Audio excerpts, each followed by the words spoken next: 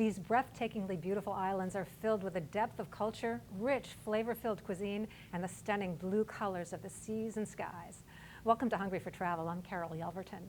We're all about the Greek Isles today, and we'll put together a luscious meze appetizer platter with savory meatballs, thick creamy tzatziki, and lots more. Let's get started, though, with the sunshine and vibrance of Greece's most well-known island, Santorini.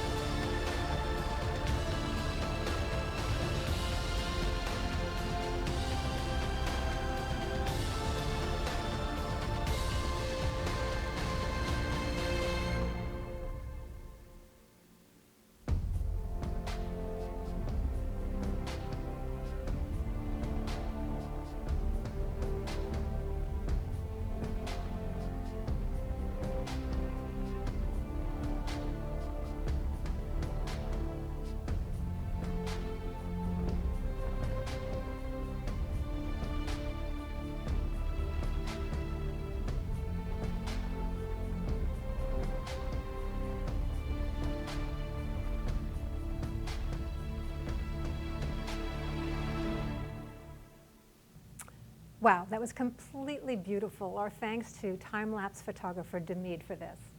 So a Greek meze gathers together all kinds of savory foods. Anytime you're looking for a standout presentation for appetizers or a fantastic party platter, this is going to become your go-to. Let me show you my recipe for kalfteris. These are tasty little Greek meatballs. So mixing the spices, herbs, and other ingredients into a beaten egg makes a big difference in distributing flavor. So I have one egg that I've whisked here, and now I'm going to add about a teaspoon or so of salt. You can add more if you want. And also, I have my new little toy I want to show you. This is my pepper grinder, and so we're going to get about 6 or 7 grinds.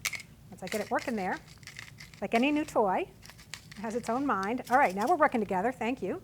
I also have just a little touch of white pepper too, just for a little bit of different flavoring.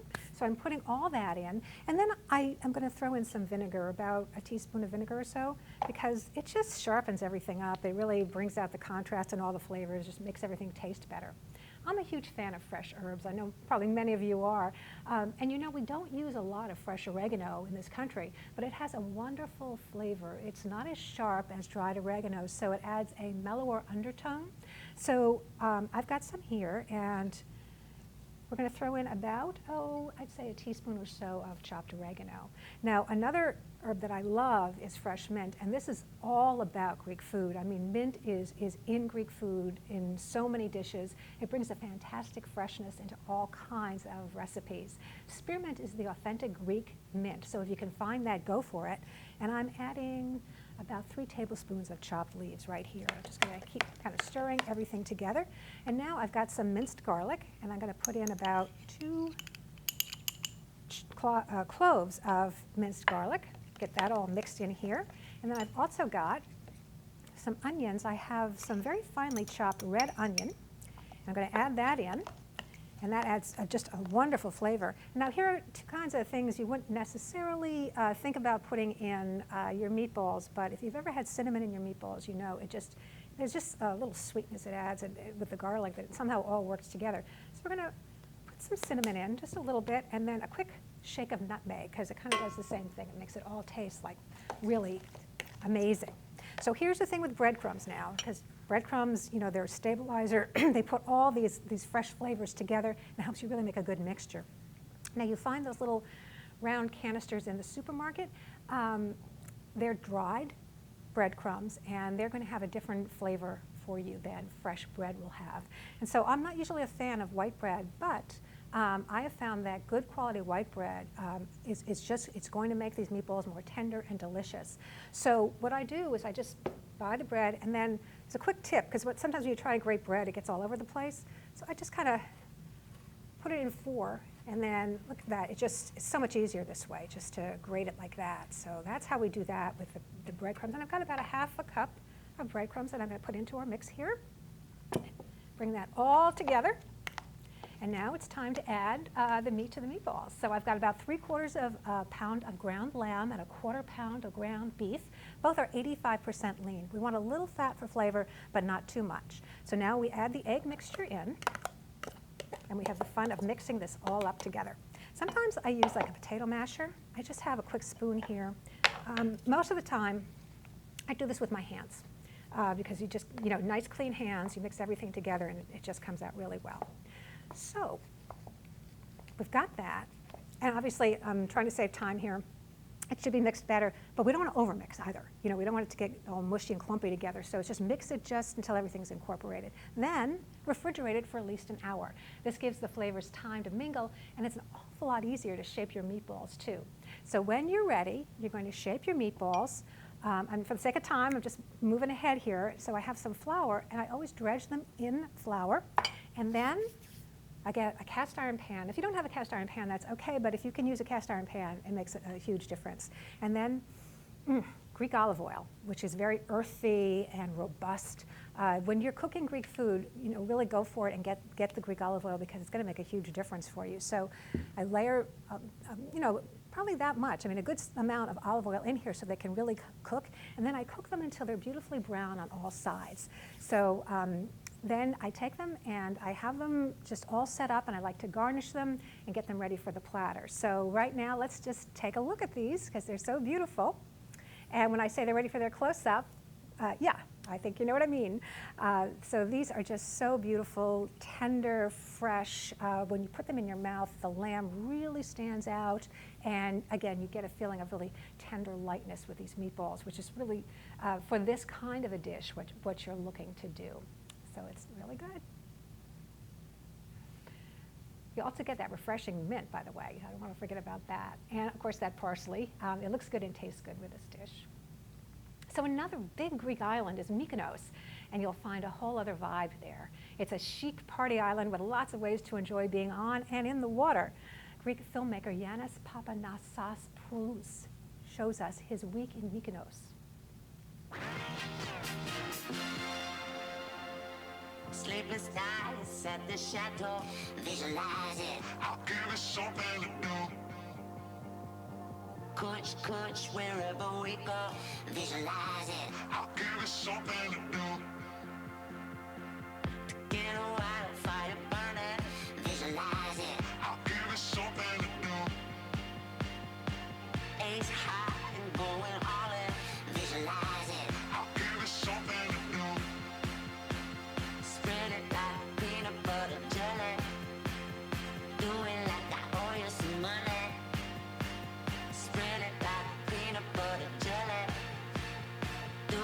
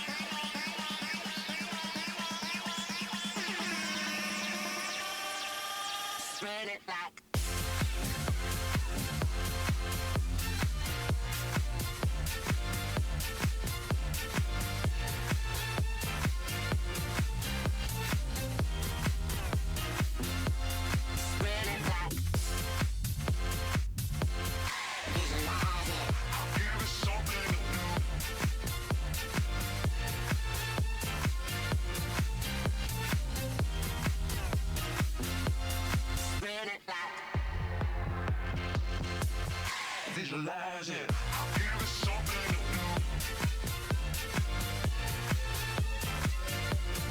Visualize it. I'll give it something to do.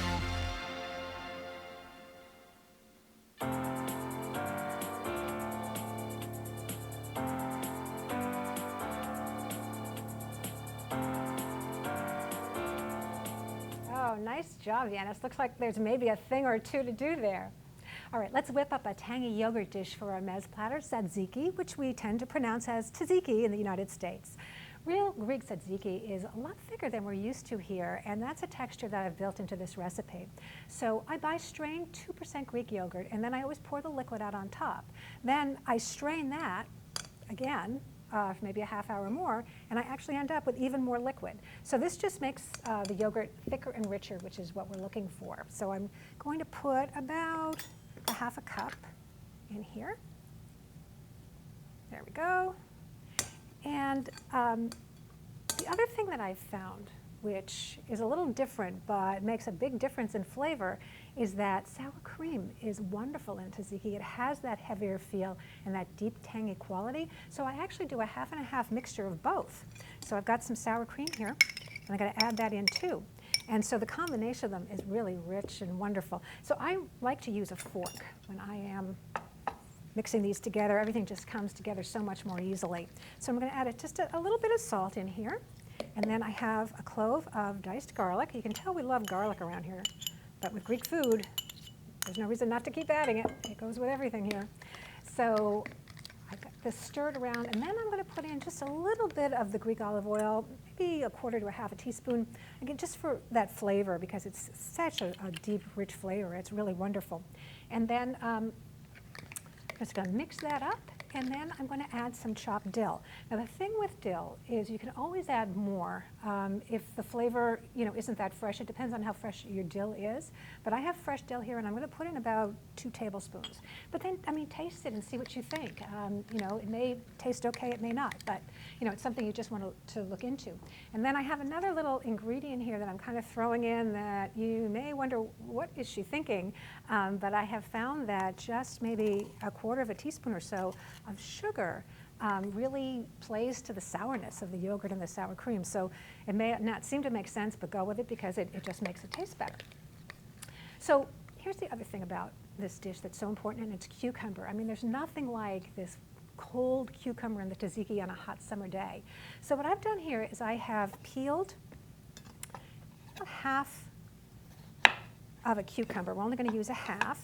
So I've just peeled it, and I'll just take that little part away too, so you can see, just peel it all up. And then what I do, take that away, and I'm going to cut it in half like this, and then I'm going to cut it into these long wedge quarters. And then I'm just going to cut away the seeds, because they don't help our situation here. And let's see, this one doesn't really cut that well. So you get the gist of what I'm doing here. And then, again, I go back to the grater, because what we're going to do is use the large holes on the grater again. If you use the smaller ones, it just gets too mushy. So we're just going to grate half a cucumber, just like this. And then what I do is I put it in a clean dish towel. I let it sit for an hour or two, because you're just going to end up with a much more cucumbery taste. And I really, it's like, wow, you just like fresh. This is fresh, beautiful cucumber. So I throw all that in. And then I discreetly dispose of the dish towel down here. And then we just keep stirring all that together. And then I'm going to add some lemon, and this is what I do just at the end. I add some lemon in, and I'd really add the lemon to taste. I like maybe 1 or 2 tablespoons, but you just should try on your own and see what it is that you want to do with it. And then you have it all mixed up. You can refrigerate it, just get it a little cool, and then that's it. So let's take a look, another beautiful photo of our finished product. So I want you to see what it looks like, and there it is. Now, it's all Instagram ready, right? The tzatziki is really cool and creamy, and it is absolutely thirst quenching. So it's just the acidity of the yogurt and the sour cream with that fresh cucumber that really makes it hard to resist. Now I put mint as a garnish on there because you find mint with tzatziki a lot of the time. So you can put it inside the tzatziki, or you can just put it on top as a garnish. And boy, is this so good with the meatballs inside a pita wedge. It's like heaven. So not to put any pressure on you to visit them all, but there are actually 6,000 Greek islands in the Aegean and Ionian Seas. Celestial Cruises is a Greek-owned tour company that offers really interesting and authentic vacations. They know their islands. So here's a look, along with 2 Turkish locations, at some of the lesser-known Greek isles that you're just not going to want to miss.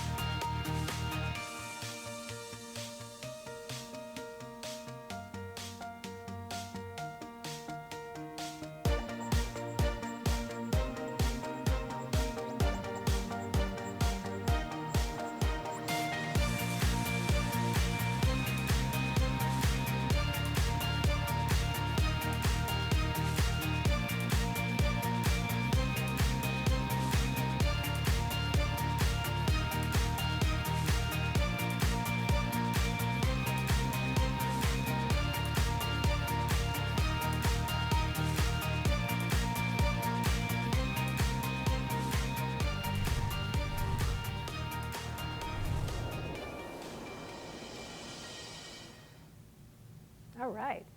Well, you can see our mezz platter is really starting to come together. I have 2 more quick recipes that I want to show you. And one is just one of my favorites of all Greek foods. It's a simple marinated feta salad. So what I'm doing here is I'm going to put olive oil just on a block of feta. This is non-fat feta because I know that I'm going to be adding some olive oil. And I just drizzle that on top. And then I'm going to add a little red wine vinegar because it just gives a nice contrast to it. Really, again, brings out all the flavors. So there's something about that little bit of acidity that makes a huge difference.